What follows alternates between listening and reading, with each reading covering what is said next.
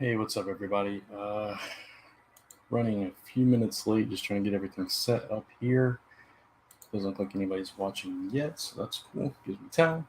Uh, Hopefully, you guys can.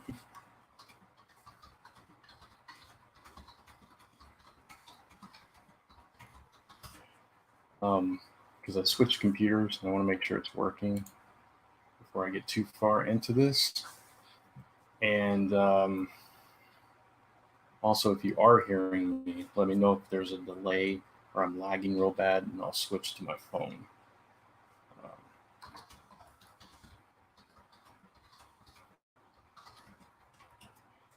And I'm just going to pull up the Facebook so I can see any comments that come through there. But anyway, just for anybody coming in later, watching this later, my name is Brant Fowler, obviously. This is my page.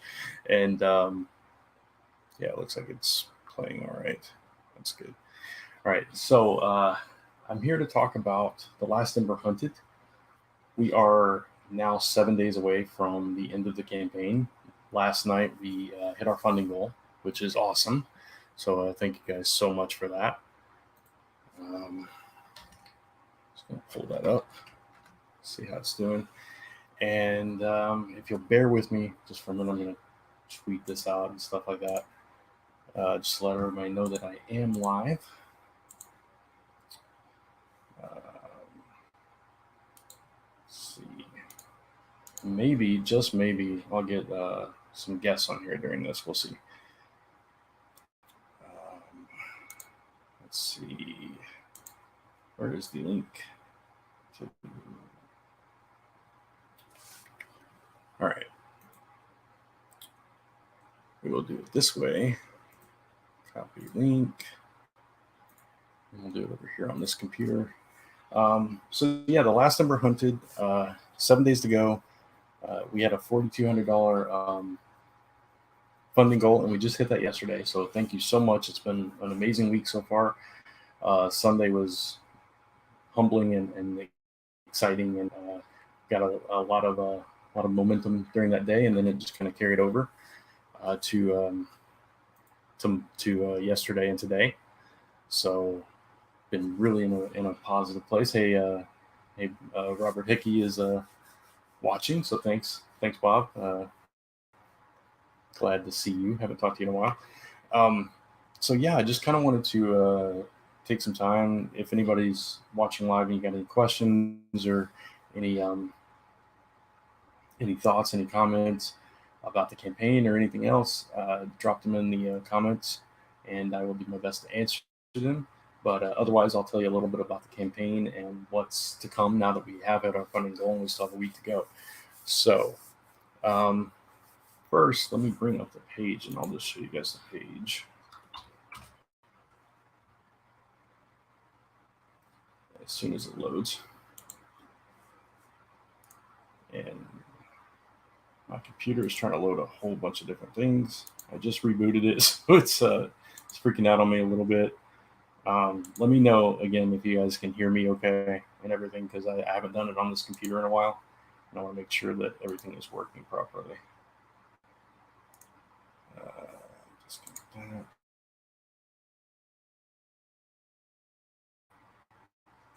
Because it seems like things are slowing down a little bit on my end.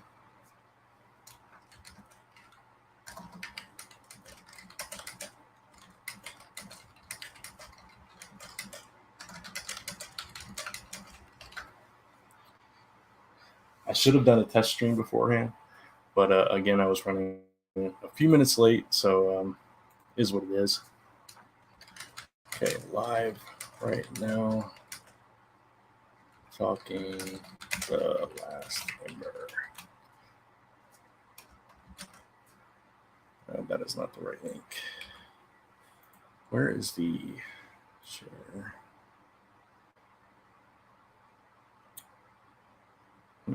I don't know how to share the actual link. Can I share it from here? Yeah, there we go. There's the link. Okay, and tweet sent. So everybody can come and join us.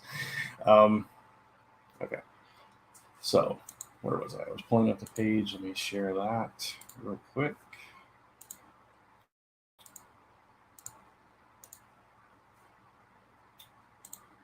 There we go. There is the campaign page for the Last Ember. I'm just going to full screen that for a minute. Yeah, so 209 backers, 4,397 right now. This is actually the most funding and the most backers we've ever had on a single campaign. So that's really cool. Thank you guys so much. It means the world to me. This is this book I'm very passionate about, and I'm so thankful that you guys are out to support it, and all the kind words you've said about it so far. It's been very cool. So thank you so much. And let's just I'll show the cover here. Federico had this idea to do this double image cover, and we tried to make this work like with the lenticular, and it just the printers that we talked to just couldn't make it work, unfortunately. So maybe we'll do something cool with it in the trade, but otherwise, it's still two really cool versions of that cover, right? So that is the main cover, and we have unlocked all our milestones. Our last milestone was 201 backers. We're at 209. So everybody's already been sent this PDF. This print is being colored by Lisa now. Everybody's getting a metal bookmark. And then there's a new reward tier and an add-on for this metal print of our project image, which I think is going to look really cool.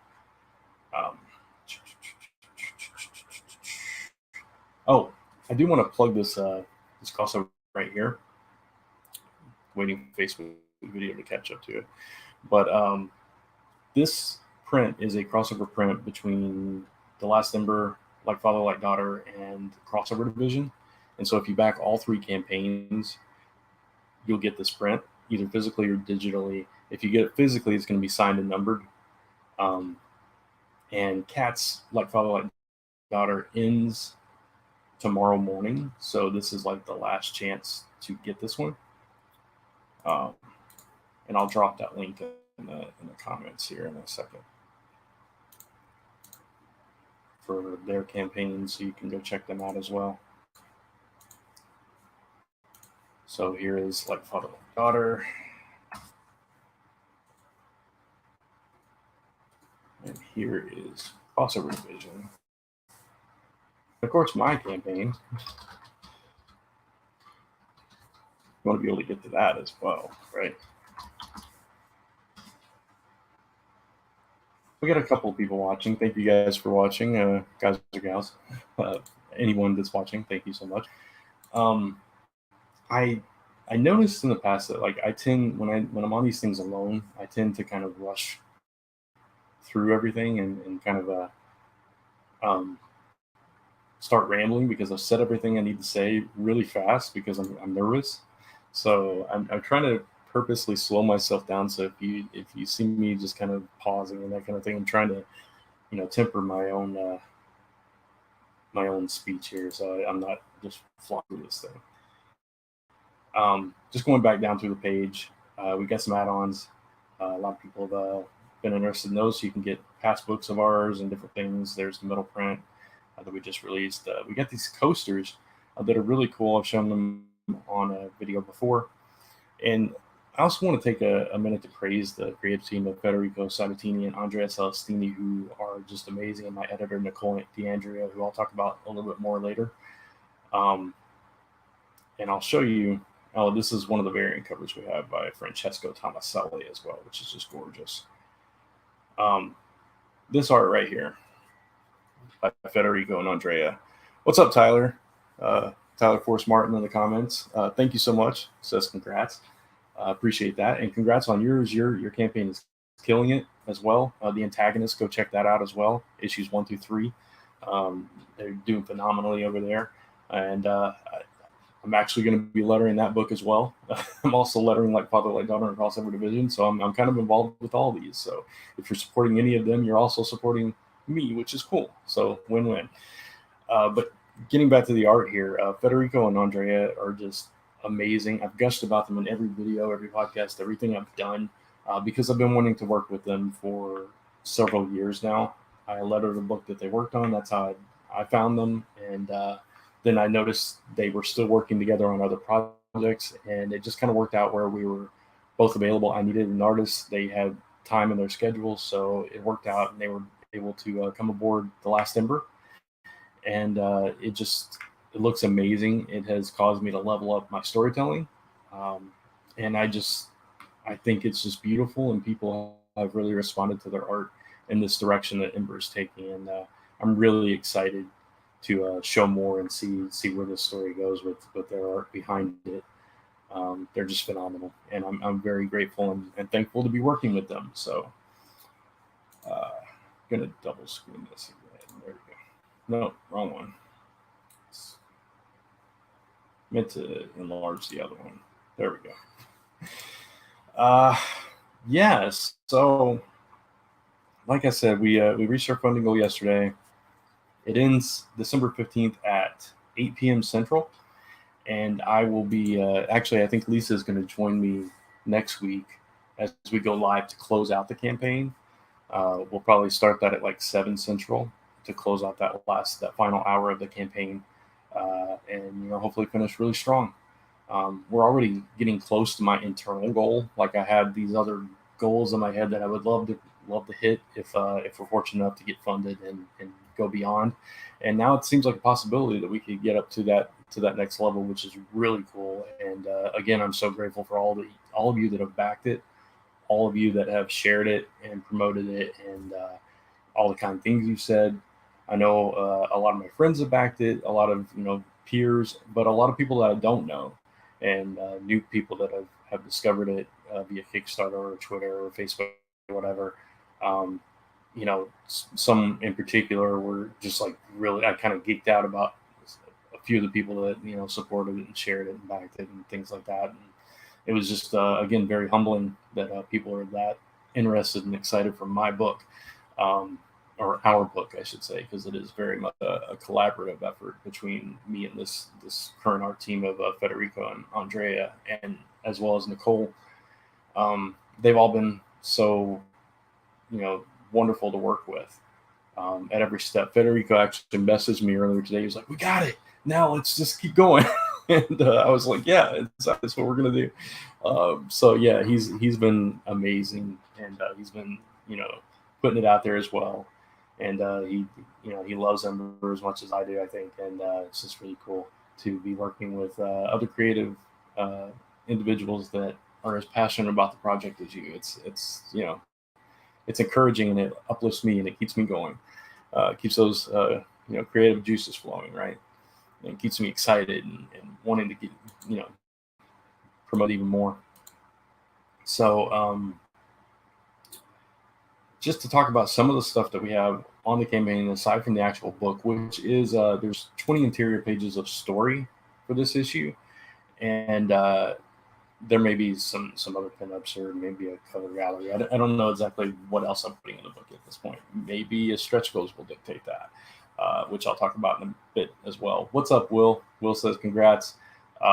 Will, if you want to come on, let me know, and I'll send you a link. I'll bring you on.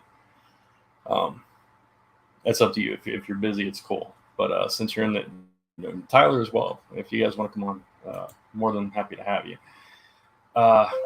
So yeah, aside from the actual book, we have I mentioned the coasters and the metal print. We also have that crossover print that I mentioned. There was something else I was gonna. Oh, the song. Jeez, I forgot. There's an original song that I commissioned to be composed and performed, and George O'Connor, who just recently wrapped his campaign for Charlie's Spot. He did an amazing job composing this song, which you can hear in the video. It's the underlying track of the project video, and I posted samples on YouTube and I think Facebook and in the updates as well of the actual song. But I actually got to hear it with lyrics recently, and it's really cool. He pulled some of the lyrics from the first issue. So some of the narration that I had thrown in there is present in the song, and it just sounds really cool. So I'm really stoked to share that, and that is offered during the campaign. at most reward tiers. I think it comes in with let's see where it comes in. It comes in with the $15 tier, I think, a single Ember, which is the physical copy of the book. Or does it?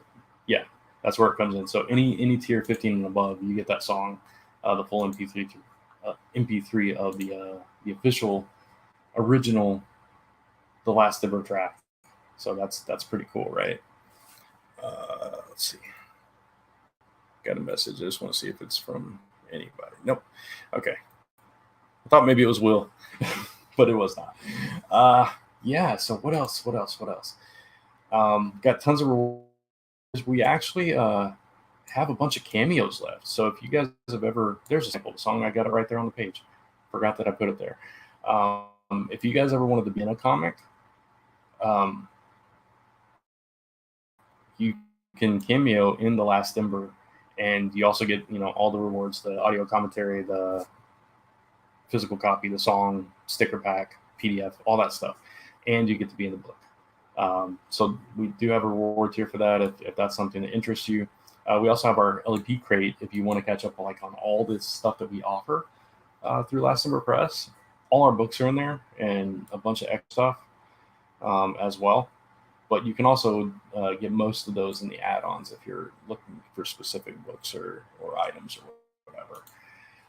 So I just realized that I didn't even talk about what The Last Ember is about on this stream, so maybe I should do that. So if you're new to The Last Ember, The Last Ember is about a teenage girl who gains the ability to create and control fire. And she has no idea where these abilities come from or why she was gifted them and what she's supposed to do with them. Later on, she learns that she is a fire goddess incarnate, and not just a fire goddess, but the last fire goddess, the last of her kind. And now there is a serial killer. Sorry, I got a message real quick. There's a serial killer hunting down people like Ember, and he is headed Ember's way. And there are a couple of mysterious figures, one that is brand new to this issue that gets introduced along with our hooded figure from the previous issue. And they're trying to figure out, why this guy is after Ember and all this stuff. And they uncover some secrets, as it's kind of hinted in those preview pages. And so there's a lot going on. Plus, Ember is dealing with school bullies. Tiana from that variant cover that I showed is her high school nemesis, and she has it in for Ember for some reason, and we explore that. There's some family drama going on. As you see in that preview, her brother sees her use her abilities, so we're going to explore that. There's some stuff going on with her parents. So there's all kinds of stuff going on in Ember's world, and by the end of this arc, everything is going to change in her world, in her life, and she's going to have to figure out how to adjust to all of this and figure out where to go from here. So I think Will is actually going to join me. So I'm pulling up Facebook so I can message him the link. So bear with me for just a second. There we go. And we'll get Will on here, and we can talk more about The Last Ember and Crossover Division, which is Will's book, and it ends on Friday. So definitely go check that out as well.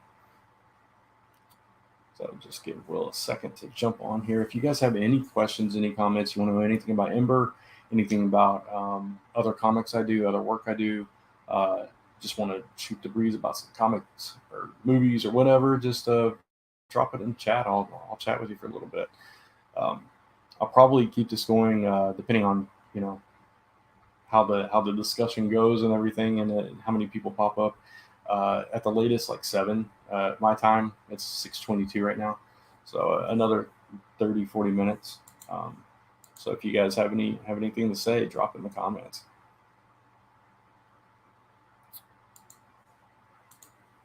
All right, just waiting for Will to pop in here. Let's see, was there anything else that I wanted to show on the page itself? Let me scroll down here. These are the reward tiers. I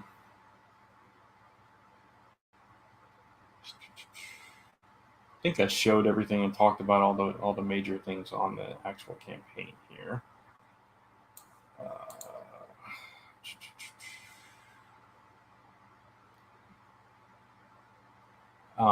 If you guys want to check out the campaign, I have a nice clean URL for you. I think I might actually have it up here where I can just pull it up. Yeah. embercomic.com/hunted. Oh, and there is Will. Let me add him to the stream. What's up, Will? Hey, man. How's it going? I guess I should put headphones on if I want to actually hear you talk. Give me a second. That's all right. Most people don't want to hear me talk. It's perfectly fine. I didn't have to have them in by myself. There we go. Now I can hear you. All right. Sorry about that. What's going on, Will? How you doing? Doing all right. How you doing? It looks like, congrats again, man. You're officially funded, so yay. Yeah, it's pretty cool, man. Like I was saying, the past 2 days have been amazing. Just had a nice little influx of backers, and it's been cool. We actually moved to Cameo today, so that was awesome. Very cool. Yeah, so get to put somebody else on the book. That's always fun. Yeah, absolutely. Yeah. So has the rest of the team, have you are they in the loop? I don't know if Federico or Andrea are on Twitter. I don't know if I follow them or not. They are both on Twitter, actually, and they're both in the loop. I haven't spoken to Andrea yet, but I did talk to Federico a couple of times today. He actually messaged me before I got up today, and he's like, we made it, and he was really excited. And so we chatted a little bit, and I talked to Nicole briefly as well. That's editor, and so she's aware, and so everybody's excited and pumped, and putting it out there, and hopefully we'll go even farther in this last 7 days. So. I'm sorry, man. You're, I hate to say it, but you got to stop ignoring your letterer. You got to let him know, okay? Yeah. Give me a second, Will. I'll tell. So, Brant, we got funded yesterday. Are you excited? Wow, that's awesome. That's really cool. Let's get to work. No, that was really dumb, but whatever. I just like to give you, Brant is one of the hardest working guys out there because he's lettering not only and writing Ember, but he letters Cat's book, which is Like Father, Like Daughter. He letters Crossover Division, which is my book. And then I think you've got another 1 or 2 lined up, don't you? Plus all of the Kickstarter page design stuff you do. I mean, you're always working, man. Yeah, the antagonist I was just mentioning earlier, the writer Tyler Force Green was in the comments. I'm actually going to letter his book as well. So there's that one. So that's 4 campaigns I'm consecutively lettering, and then I'm like you said, I designing Kickstarter pages, all our pages, and then I've got a couple more coming up. So yeah, it's it's fun. It's fun though. It's I love my job. I work with the medium that I absolutely love in multiple ways. So that's really cool because I get to change it up doing design and lettering and writing, and then I talk about it on a weekly live show and all these live streams. It's just fun. It is. I mean, working with the artists and writers and editors is just so cool. Yeah, it's a blast, and I can't complain at all. So, and I won't. So I am. So you were talking about Ember a little bit, and you kind of laid out the book. This is the first issue of a new arc, right? But you have you did a number 1 issue in like a short story too. Is that right? Yeah. Number 0 is what I called it. It was like a 16-pager, and it was split up into 2 stories. It was an 8-page flashback of another character centuries ago that's very Ember, and then an 8-pager of Ember kind of introducing her, and it ended with her for the first time catching on fire basically, and then that went into issue 1 of which I've collected both of those into Reforged, which has both of those plus a bunch of extra content. And that story was like really her origin story. There was like a gap in between the 2, and she was trying to deal with the fact that now she has these abilities, and she's been hiding them from everybody, and she's been hiding herself. She's been missing school and all that stuff, and she just in that issue, she starts dipping her toes back into life, basically, and then all kinds of other stuff, gets heaped on her. This girl Tiana, she doesn't like Ember much, and all the attention that she's getting, so they start feuding. Yeah, there it is, right there. Last Ember Reforged. That's awesome. I didn't even notice. I wasn't looking. That's all right. It's a good book. It's a really good book. Thank you. Yeah, and then the epilogue in that is, kind of the what kicks off this arc. So. And this arc has the new art team of Federico and Andrea, right? Yes. Yeah, they're doing the whole arc, and they did one of the variant covers for Reforged, cover C, if anybody's wondering. If you want to get that one, it is available in the add-ons. So always selling. Always be selling, right? Yeah, exactly. But this team, I'm just so excited where they're going to take this book. Arcally, it's blown my mind, and just staring at their art on that project image right there is just, I love that image. That was that wasn't the first piece I saw of Ember, obviously the variant cover for Reforged, and then I think Federico he actually did the pages first, so I'd seen the inks for the pages, and then he did that project image, and it's just watching how it is watching something you've created, you've written, come together artistically and just geek out over every single panel, every single page, every single image. Yeah, and I cannot look at the crossover print that Federico and Andrea did for our 3 books for Like Father, Like Daughter, Crossover Division, and Ember without smiling. It's just such a beautiful image, and that was all you, man. That was that you set all that up, and they delivered. It's awesome. I just love it. Yeah, doesn't it just make you smile? Yeah, it does. I love it. Yeah, it's like all I had to tell him, like, he already knew Ember, and I showed him Kat's campaign for Like Father, Like Daughter, and told him what her powers were, and then he asked, if your guys had any powers. Like, no, I told him what they do in your book, which you can tell us. But he was like, okay, cool, and that's what he came up with. So and I kind of love that. Yeah, I totally love that Hank and Hector just kind of flying through the air like, yay, woo! We totally don't know what's going on, but it's so cool. Hey, who knows? Maybe there will one day actually be a crossover story between all 4 of these characters here. Well, and I know that's something that you and Kat and I talked about when on the live stream, I think we did yesterday, right? Yeah. Was the potential, because all of these are creator-owned books, and the ability for us to just say, oh, hey, I want to cross over, because Kat's crossing over Like Father, Like Daughter with Phil's book, The Haunting. Right. I'm working probably with Kevin Joseph and on a crossover because we had a crossover print for Tart and for Crossover Division, and we may be doing a crossover book, which is in the future, but it's kind of exciting. So yeah, we just all need to cross. We'll have a giant crossover.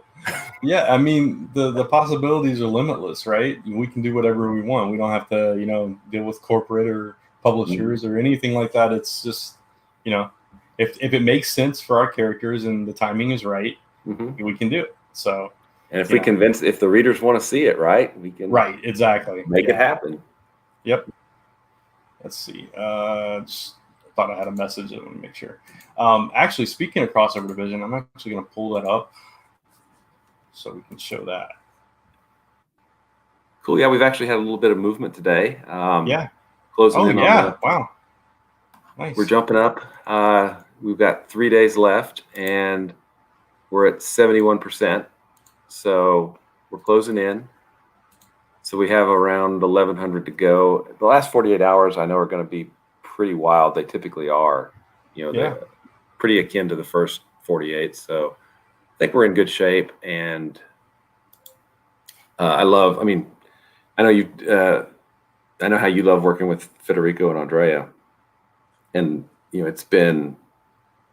it's been awesome working with you and Pablo and Hassan on this, because it's just been, when the pages come in, like, that's awesome.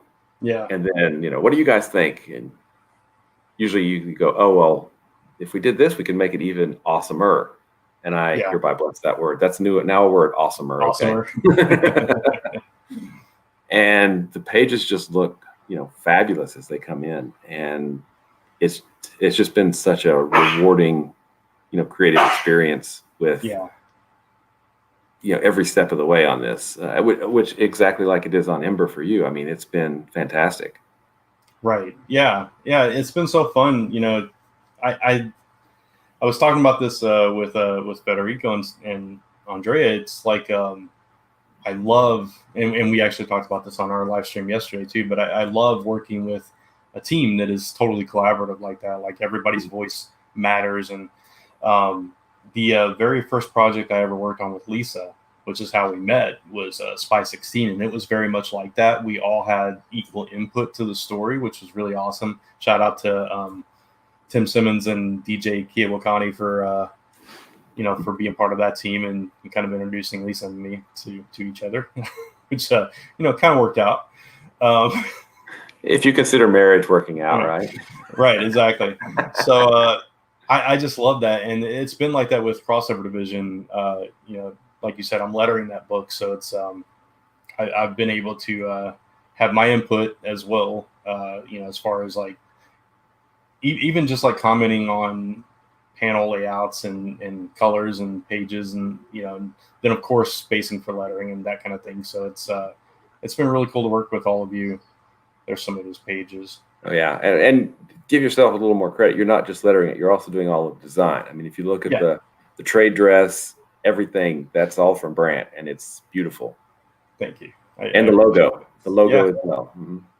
I love how the logo turned out. I know we had a bunch of different ideas going in, and I don't know that it ended up being exactly what we had talked about originally, but I think it worked.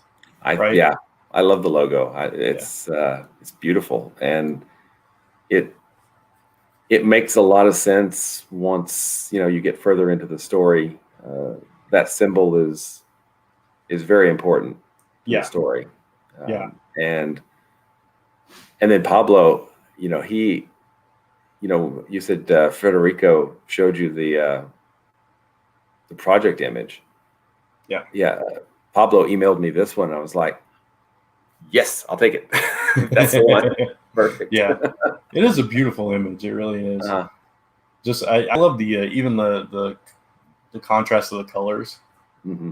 Just in the way that it, the gradient of the blue in the background is it's a really nice image. Well, what gets me about it, I mean, obviously you have Betsy, who's very mysterious and very beautiful, kind of, her silhouette. I'm drawn to the scarf. I love the look and the texture of that scarf that's blowing, in the wind or whatever. It's just really cool. Yeah.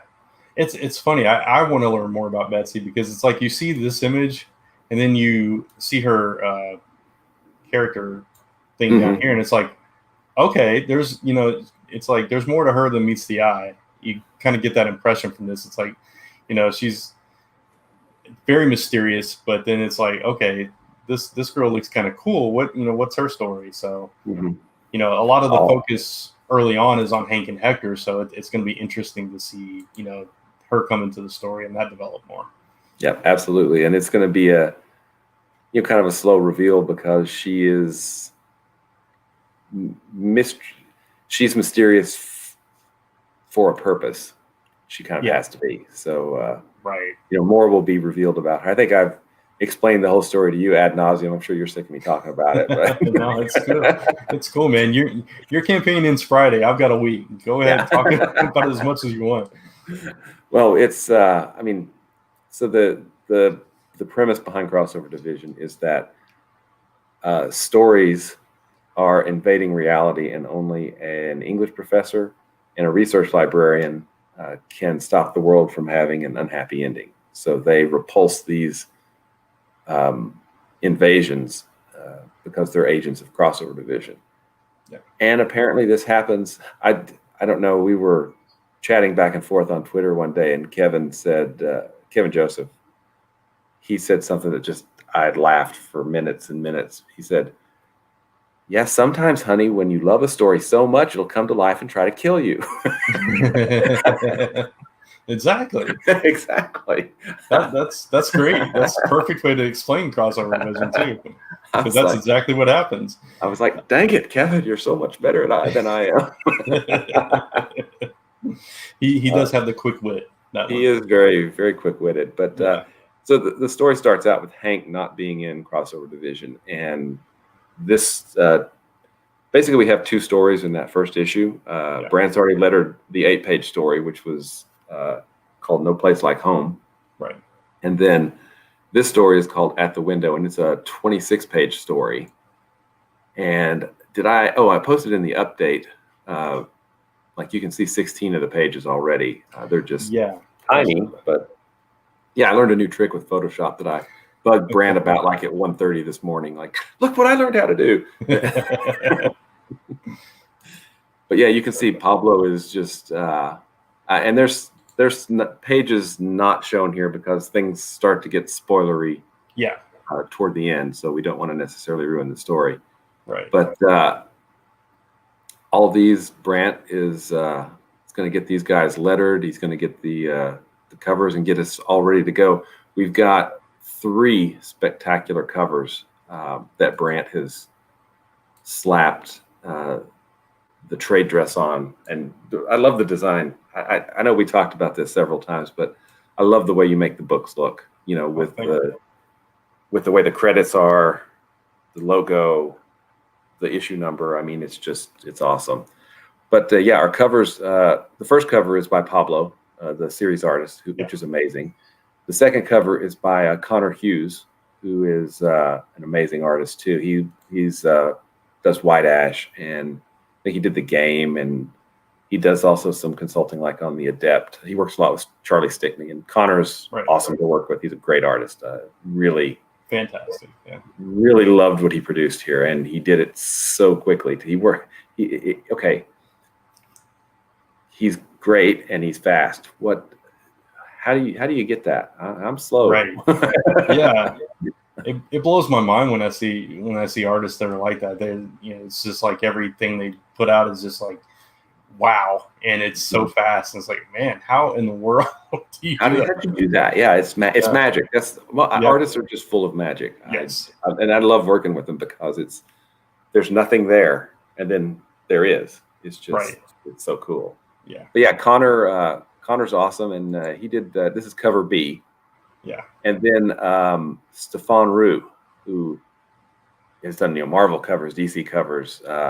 He did this spectacular cover C for us of Hank and Hector. It showcases a little of the stories in the issue as well as perhaps some things to come. Mm-hmm. And it's just beautiful. I love the colors. I mean, it's just so rich and full on the colors. And I love. We have an embarrassment of riches of covers. All of the covers are great. I mean, it's wonderful. I'll go back to Pablo's as well. And then Brant puts our amazing logo, issue number, and all of our credits on there, and it's awesome. And all of this insanity is overseen by Hassan Otsman-Elhaou, who is, I have to say it every time, man, an Eisner Award winner. I was waiting for it. I almost prompted you earlier. Yeah, Haas has he won the Eisner because of Panel by Panel, which is an amazing magazine on comics. But yeah, he's so insightful and analytical and just very thoughtful about really the entire process. From editing the initial scripts by me to looking at the the thumbnails and the art as it comes in, to even watching your back for the lettering, the lettering and placements and things like that. So he can kind of be that second set of eyeballs for every part of the process, and it's really, really amazing. So yeah, it's kind of a dream team, and I'm looking forward to getting this book out for everybody. Yeah, absolutely. And I feel the same way about my team with I've already talked about Federico and Andrea and Nicole. who used to work for Action Lab, and she had edited a bunch of their books. She's a freelance editor now, and she's worked on a bunch of different projects, a bunch of Kickstarter campaigns. As a matter of fact, she's run her own, and she also, excuse me, she's been writing a column for years called Kickstart the Week, where she spotlights Kickstarter creators. Mm-hmm. And recently, actually, last night, today. She released the very first audio version of that as she's turned it into a podcast. And I was, very thankful and grateful to be the first guest. And so I got to talk about The Last Ember with her. And obviously she has intimate knowledge of The Last Ember since she's the editor. So she asked some really good questions. And we got to get into the mythology of it and kind of where it's headed and, all these little details that I don't get to talk about a lot about it. So it was really cool. It was a really cool interview. And it's linked on in my latest update on the Kickstarter. And I think I tweeted it out and Facebook posted. Yeah, I think I retweeted it out too. So that's very cool. I hope she didn't cause you any rewrites with the No, she cleaned up my writing a little bit, and she's really good where she does all like the general proofreading stuff, but then she also gives me story suggestions. She actually challenged my pacing on the whole issue, so I actually rewrote like 4 or 5 pages of this issue to get the pacing better. She told me, and this is kind of a reveal because I don't think I've talked about this anywhere, but she was like, you could do less with the high school stuff and pump up the action a little bit more and kind of balance that out a little bit better.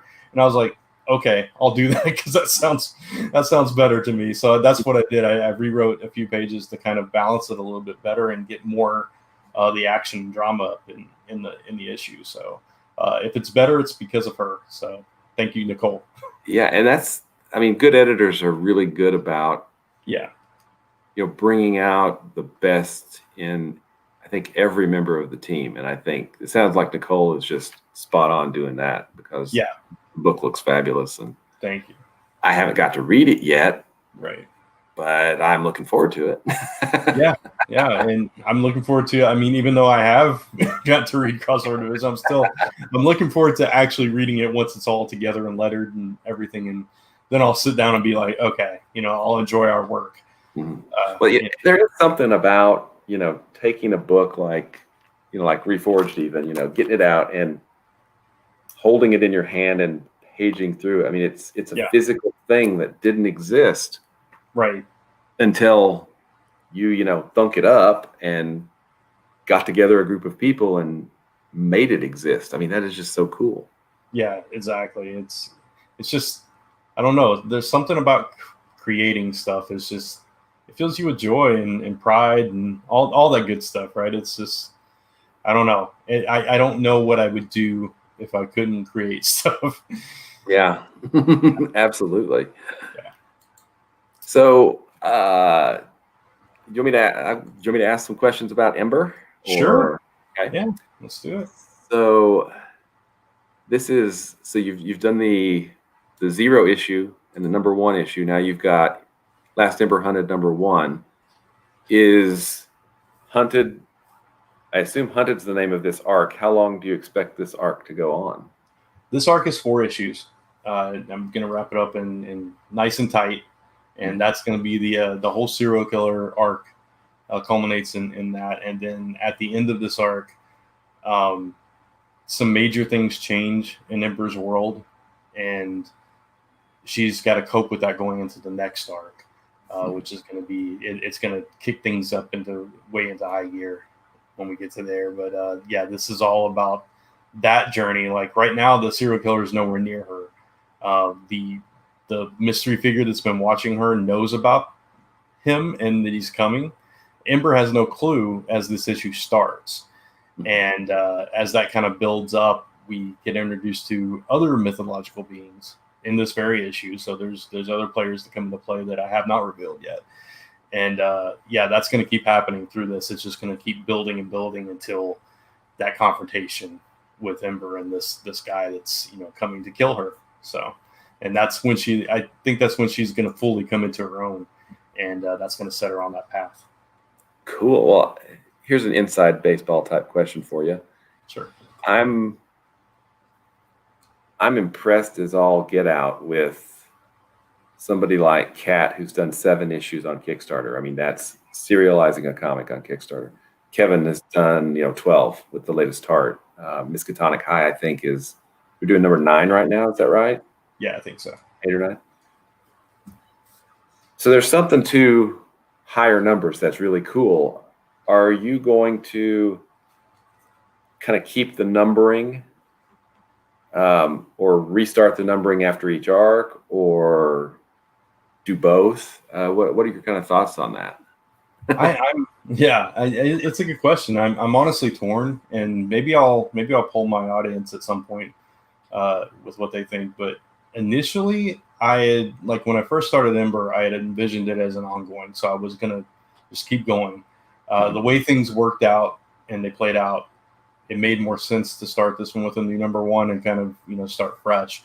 But now that I have this dream team on my working with me, it's like now I'm not sure. Like, it's 2 options. I could either start off with a number 1 with the next arc and just kind of do a series of mini series, or I could just continue on and just change the name of the arc. I haven't really decided which way I'm going to go yet. But either way, it's still just going to keep continuing off of each other. Mm-hmm. It's I always find it interesting because we have to think short term, this issue, midterm, the arc kind of, and then long term, I would love to hold a trade of the first 4 issues of Crossover Division, or the first 4 issues of Last Ember, in a trade. But then, well, maybe I want to do another trade after that for the 5 through 8, and then what about 9 through 12? Then what about like a big giant trade, or or a hardcover, or an omnibus, something that you can smack somebody with, Yeah, no, exactly. And I've had the same thoughts. It's like, 4 issues seemed like a goal, a good, amount to collect in a trade, but then I'll probably throw in Reforged maybe. And then it's, it's a little heftier. And then it's like you said, the next arc, which will probably also be like 4 issues, I can collect that. And then later on, maybe I collect the whole thing, and, just keep going on like that, do something special with it. So here's another one for you. I mean, I know kind of where I come from. We have the power ultimately to decide how long each story is, in each issue. And I've kind of settled in, at least the written scripts, I aim for about 24 pages. Number 1 of Crossover Division came in at 26. But they don't have to be. We could do a 48-page, 40 pages of story, if we wanted to, or 20 pages of story, or 13. Do you have a kind of a target, or do you kind of let it fill? Do you have the target and then you have the story fill that target, or do you have the story and let it go as long as it needs to go? Because that's two very different approaches to writing an issue. When I first started, my usual process is to let the story dictate how many pages. But because money doesn't grow on trees, and printing costs and everything, and talking with my wife, we decided we were going to do our books at 20 pages. So it was kind of like fit it into that. And then that was before we like really went all in with Kickstarter. It was like, that was just kind of, we knew the numbers. We could count on, okay, our printing is going to cost this each issue if we know exactly how many pages are going to be in the issue. But with it also depends on the book. Like Celestial Falcon, I'm co-writing, and we couldn't do that issue 2. We couldn't do it in 20 pages. I think it's like 26 pages. It just was not possible where it broke to cut off 6 pages of the story. It just wouldn't work. With Ember, I knew that going in that we were targeting 20 pages, so that's kind of what I hit. And it took a few a few rewrites. That was a tongue twister to get it right on. But going forward, if the book continues to be successful like this, I'll probably give it a little leeway. Like if the story needs a couple of pages extra to tell the story, I'll do that. It's not a hard and fast rule, but I am kind of approaching it like I'm writing for 20 pages. Yeah. Mm-hmm. That makes sense. And then I think typically if you're going to add a single page, you have to add 4 more because they're 4-page signatures, right? Right. Exactly. Yeah.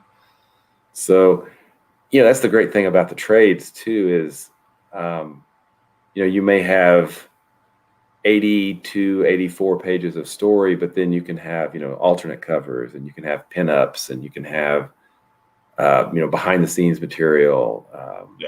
I mean, I really, that's the cool thing about trades is you can cram so much additional stuff about the creative process of the book itself, into it that, and plus you have the whole story in one, attractive package. Yeah. Always be selling, right? Yeah. I mean, it's why you can't see them because they're way off camera, but I have the first 5 Invincible Ultimate collections over here for the same reason. That's how I read that series. And I just love that because there's so many sketches and, inks and pencils and all that kind of stuff in the back. And that's just fun, as seeing the process images and, Yeah, I think we're both kind of process junkies, aren't we? Yeah, I love to see how the sausage is made, basically. When it comes to comics, not literal sausage, not actual sausage. Yeah. Right, exactly. But I love to see how different creators approach it too. Like I used to, when I was first starting to start writing comics, I would like absorb so many creators that put their scripts out for free online that that you could look at. I would get as many as I could and just learn different little tips and tricks of the way they write panel descriptions or the way they structure their stories and different things like that. I eat that kind of stuff up. Oh yeah, me too. I mean, it's just so cool because there's how many people are there on this planet? That's how many ways there are to approach the story. I mean, yeah, it's endless. Yeah, it's just nuts. And I don't know. One of the things I think that helped me was, I don't know. I really started thinking more about my writing when I was teaching the night class at the community college, just English class. And it really it helped me besides helping the students, which was, kind of the reason I was there, but it helped me think about my approach because to me, I feel like structure is potentially the most important thing because that's where I go to first. What's the foundation? What's the architecture of the story? Yeah.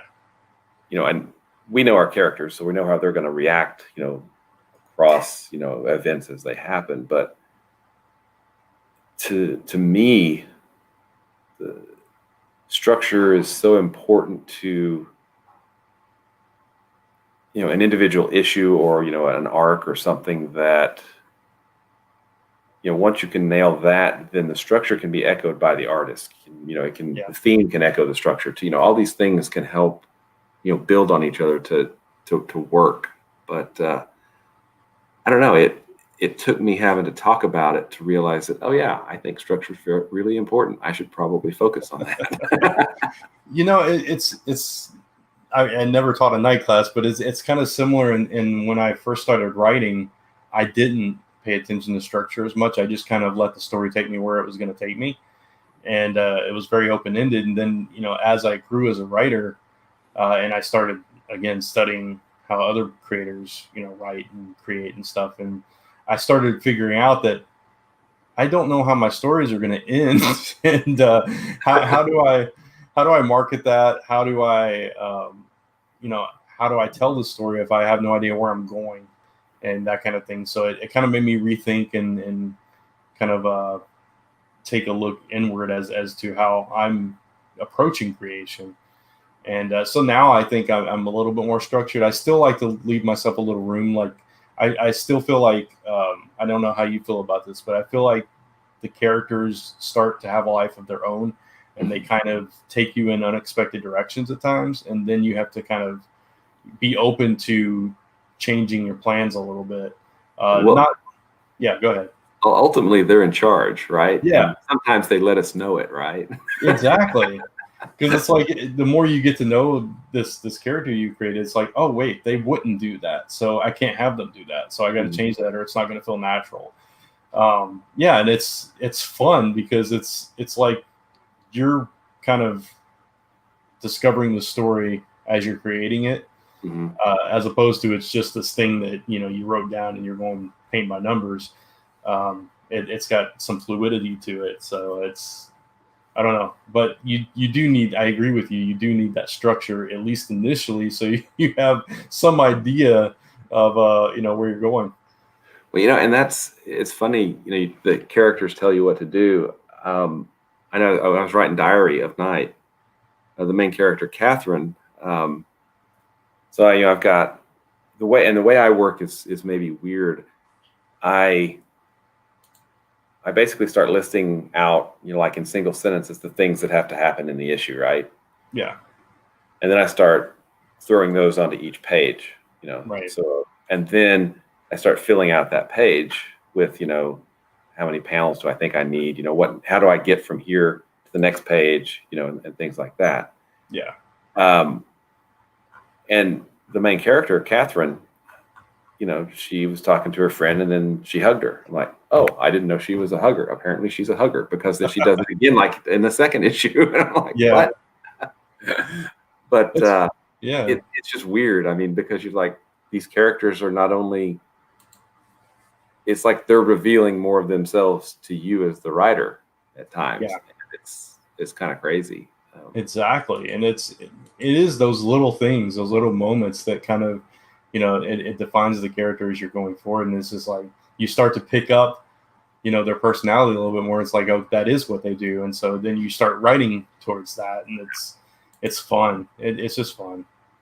And the other thing, and this may be weird, because crossover division can go,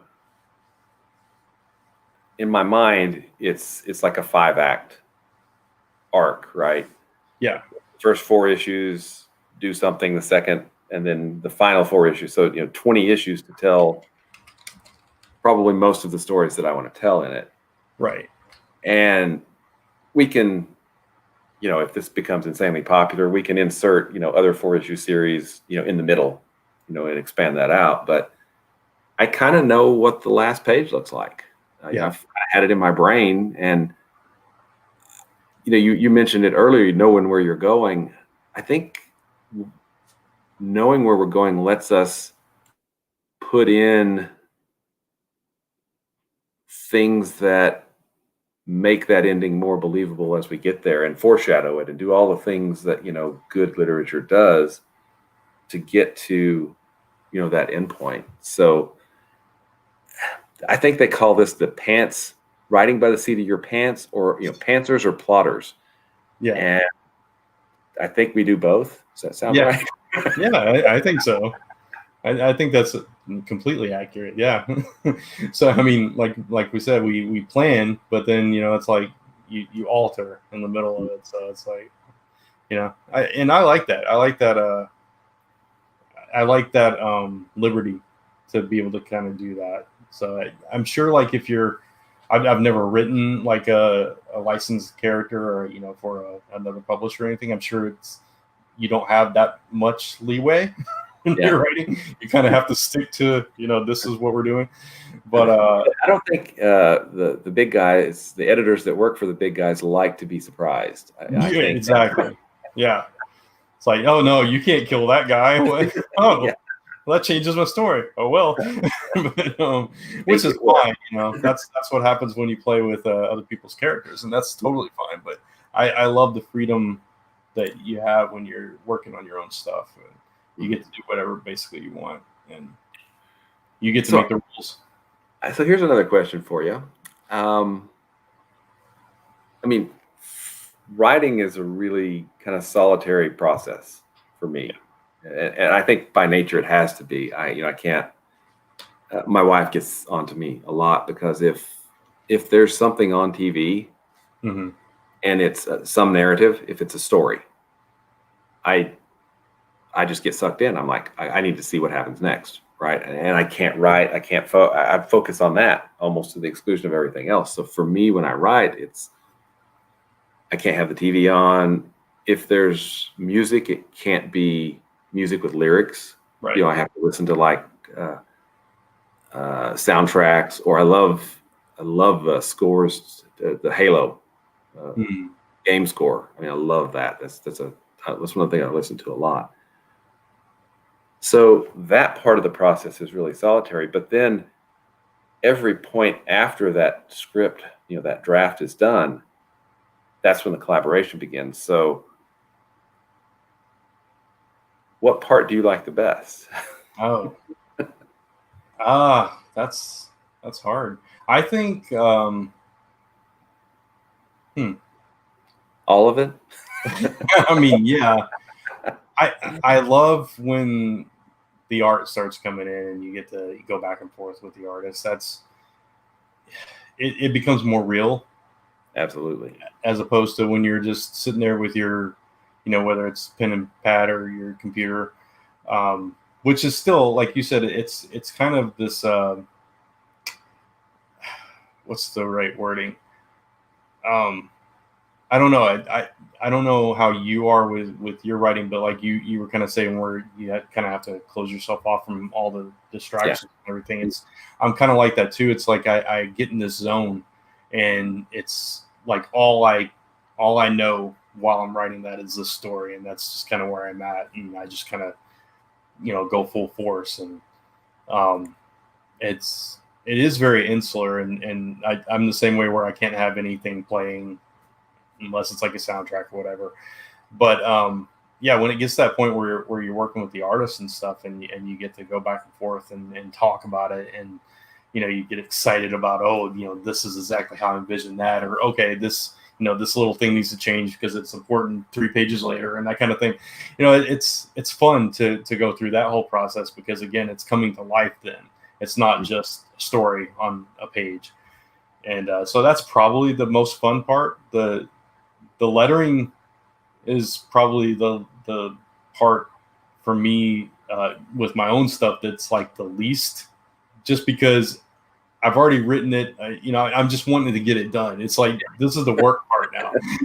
So the rest of it is just like fun and creativity and everything. This is the work part. So, but that's because I'm lettering my own stuff, and I've already written it and read it again and written it again, and seen the art and stuff. And so I'm just like, but at the same time, it's kind of fun lettering your own stuff, because you can change stuff on the fly too. So like, this doesn't fit there, or this could be shortened.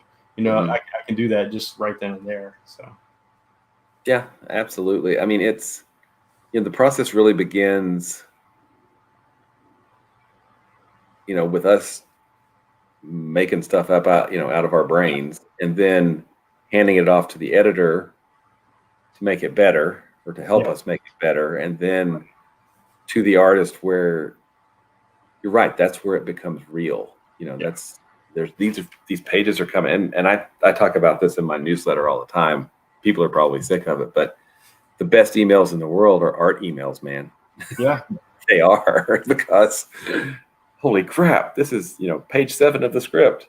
That is so much better than I imagined it. Rock on. Yeah, exactly. You're right, though. It's the most exciting. I think it was a week ago, or maybe 2 weeks ago now. I got up and I was just like chilling at my computer or whatever. And Lisa comes and says, "You got art from Lucas for Celestial Falcon." I'm like, "Oh." And I was just like, I dropped everything I was doing to go look, and I was like, oh, it's like 7 pages of pencils and stuff. I was like, oh, this is awesome. So yeah, it's totally rewarding to see that come in. And I don't know, I just it gets you more excited. It's like, oh, I want to write more now, because this is coming together. But then of course you got to finish that issue, get that. We were talking about that last night. Yeah. Yeah, it's such. I mean, comics are such a labor-intensive process. I mean, the script. I finished the script, first draft of the script for Crossover Division probably 3 years ago, and then it's underwent at least 2 pretty major revisions based on input from other I was part of the Comics Experience Creators Forum for a while, and got some feedback from editors there and other people, and then some serious editorial attention from Hassan. Yeah. And then I've handed it off to Pablo. I'm like, I've been working. I'm ready for. Let's go to the next issue, guys. Come on, let's get this one done. So we go to the next issue, right? Because you want to see more beautiful art come in. Exactly.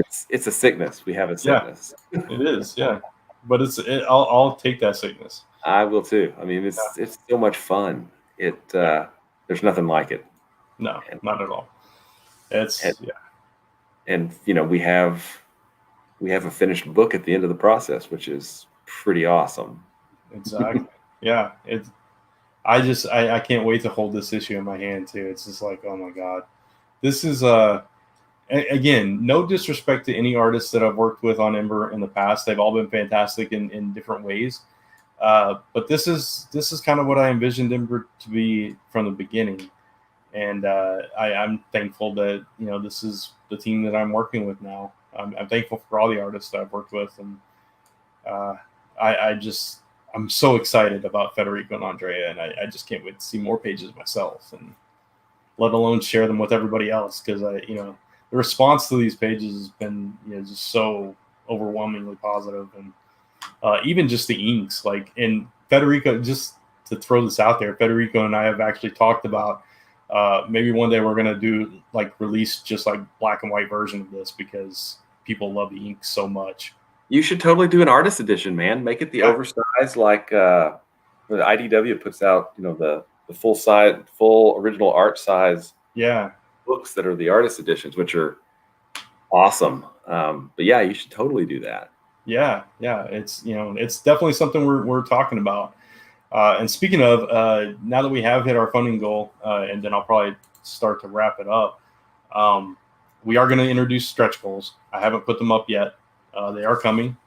I wanted to wait and make sure the funding stayed for a little bit. And I think we're in a good place, and I can start talking about that. But I don't know how many I'm going to put up yet. I've got a few ideas. I've got some stuff that I'd already planned, and we'll see what happens. But that's awesome, man. Yeah, and looking forward to see what you put up. You're funded now. The sky's the limit. Yeah, and I actually got a backer during the show, so that's awesome. I don't know if it was somebody watching or not, but that's cool. Thank you.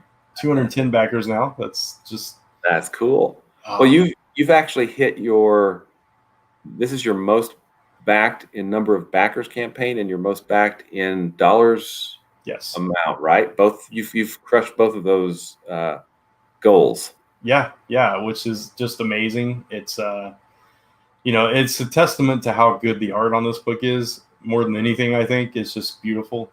But yeah, it's a huge milestone for me. It's I don't know. I don't have the words.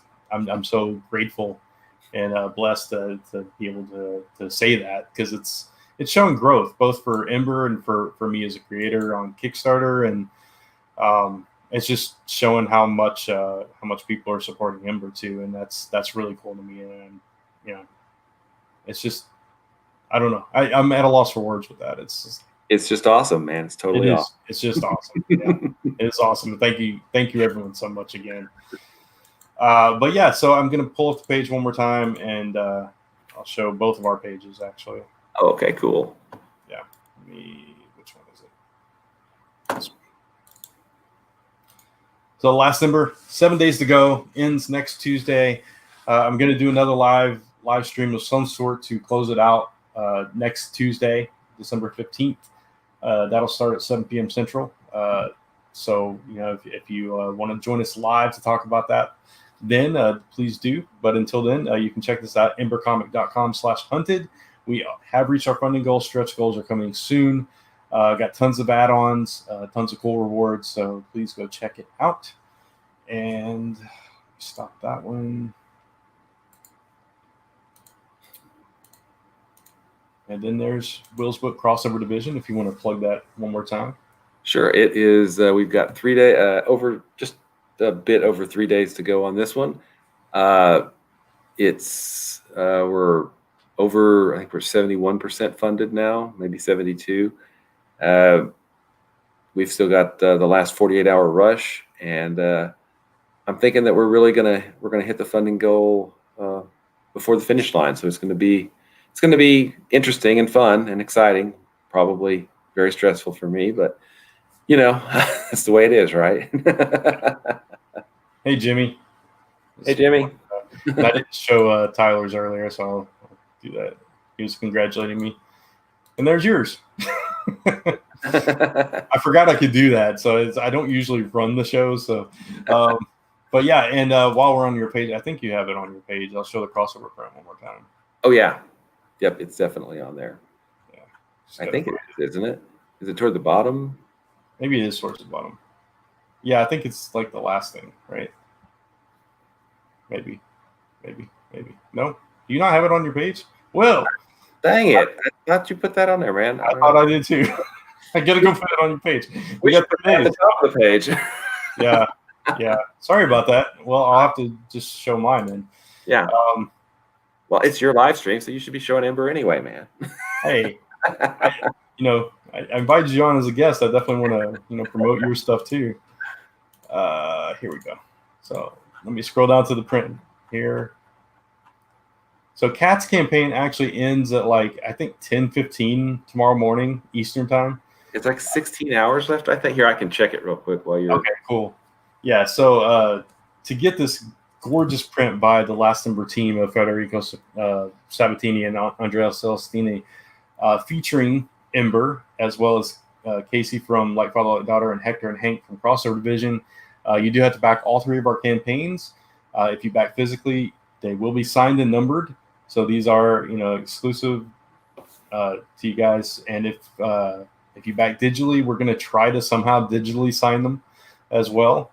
So either way, it's really cool. But you only have until 14 hours. 14 hours from now to back all 3 campaigns, because once Cats ends, this print offer ends as well. So yes, you have to back hers. Yes. Then you have a little time to back Crossover Division and Ember at that point. Yeah, exactly. Yeah, you can still back our campaigns. I mean, yeah. Let me see. I'll drop the links in there again. There's Like Father Like Daughter. Just drop. Yeah, and I think I've told you this, but I hope you've passed on how awesome I think the print is to Federico and Andrea. Yeah. I told them everybody absolutely loves them and loves the print, and they were very pleased to hear that. Awesome. Hey, Jimmy wants to know when his copy of Last Ember. I know, I saw that. As soon as I can, Jimmy. Yeah. 30 seconds after the campaign ends, it will be in your hands. Yeah.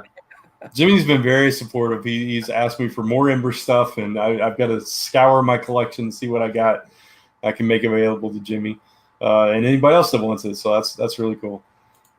Thank you so much for the support. And so 7 days to go for the Last Ember Hunted, 3 days to go for Crossover Division, and 14 hours to go for Like Father Like Daughter. So go check all those out. And since he was in the comments, I'll plug the antagonist as well, since I'm lettering that too. Yeah, for Tyler. That out. Yeah, Tyler Force. I totally forgot his name. Green. Tyler Force. Tyler Force Martin. Why did I say Green? Where did Green come from? Tyler Force Martin. So there he is, right there. Go follow him. Go follow the antagonist. I apologize, Tyler. I'm actually gonna. Yeah, go ahead. Sorry, I totally forgot the name of James' book yesterday. So that's true. That's true. Did he give you a hard time? He has not given me a hard time yet. So that means he's not watching these. So yeah. So Tyler's has 22 days to go. $10,000 goal. He's already at 7,600. So that's campaign's killing it. Yeah, absolutely. So go check that out. And yeah, so thank you to everybody that tuned in live. If you watched this post live, appreciate that as well. Leave comments. I'll try my best to get back to your questions. Also, Jimmy had the same question for you, Will. As soon as humanly possible. Exactly. My goal. Yeah, gotta wait for those funds to come in, the printing to happen, and all that good stuff. But all that good stuff. Yeah. So check out the Last Ember, embercomic.com/hunted, and also tonight in less than 2 hours is a brand new episode of Comic Book Weekly over on Comic Frontline, youtube.com/Comic Frontline, where Kat, Mike, and myself will be talking about this week in comics, giving our top 5, talking comic news, talking a lot of future state from DC, and all kinds of stuff. So tune in for that. And I guess we'll sign off. Thanks for joining me, Will. Yeah, thanks for having me on, man. Yeah, and congrats and good luck with the closing of your campaign. Yeah, and hey, congrats on the success of Ember, man. It's going to keep going. Yeah, absolutely. Thank you. And everybody take care.